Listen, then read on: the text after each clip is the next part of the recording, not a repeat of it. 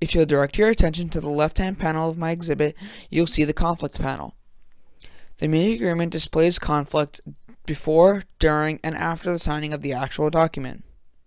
The overall conflict of the Munich Agreement was that Germany was seeking to take control of a section of Czechoslovakia known as the Sudetenland. This land was home to many Sudeten Germans, which were just people that lived in the area of German descent. The actual strategic objective was to expand German territory, however they created the perception that Germany wanted to reunite with the Sudeten Germans in the area.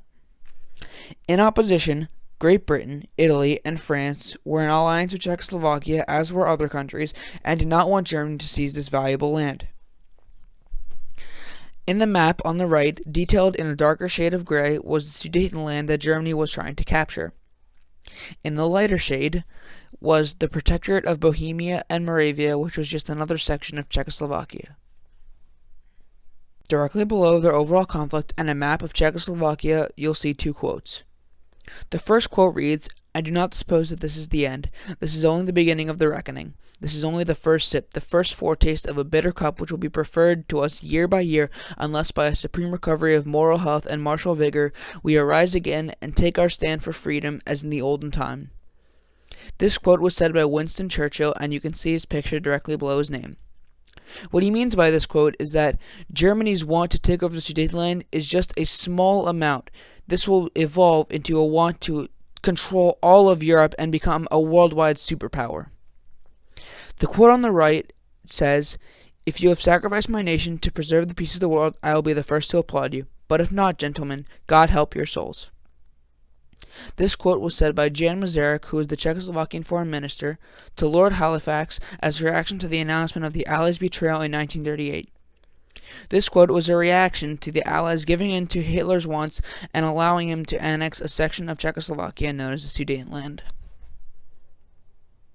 In the middle of the left-hand panel, you'll see conflict following the agreement. In March of 1939, the Munich Agreement was violated by Adolf Hitler of Germany. The German soldiers were marched through and seized the remaining portion of Czechoslovakia. This prompted Edward Daladier of France, Benito Mussolini of Italy, and Neville Chamberlain of Great Britain to declare war on Germany. This war would go on to be known as World War II and would be the cause of the deaths of millions of innocent lives. In the lower left-hand corner, you'll see a World War II timeline. This timeline recalls the events following the Munich Agreement and its violation in March of 1939. A few key events detailed on this timeline include Germany's invasion of Poland on the 1st of September 1939, Great Britain and France's declaration of war on Germany 2 days later, the American declaration of war on Japan after the attack of Pearl Harbor on 8th of December 1941, Italy's secret surrender on the 3rd of September in 1943,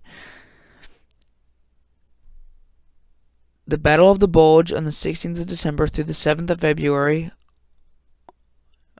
Okay. Kind of froze there. Oh, and that's home. Lower right-hand corner of this panel, you'll see relation to present time.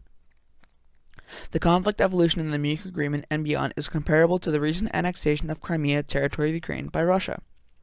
The excuse used by Russia in today's world is particularly identical to that used by Germany in 1938. In 1938, Germany claimed that there was a large population of Sudeten Germans in the area which would give them the right to seize the land. Similarly, Russia makes the same case in saying that there is a large population of people that are of Russian descent in that area which would give them the right to the land.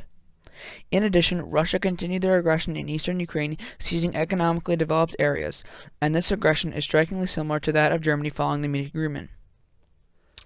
After the violation of the Munich Agreement, Germany would go on to seize and conquer the nations surrounding itself, as would Russia with the small part of Ukraine that's occupied by these Russian descent people of Russian descent. Could history be repeating itself, and are we on the brink of another global conflict? Only time will tell.